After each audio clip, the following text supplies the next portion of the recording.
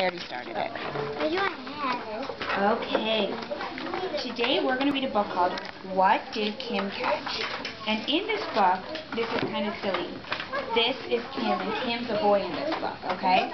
So when you see it, you'll see that it says he. So Kim was playing outside doing all different things. Take a picture walk through your book and tell me some of the things that you saw Kim doing. I see him fishing. And he's climbing. What else do you see, Evelyn? Oh, I see you with a magnifying glass. Mm-hmm.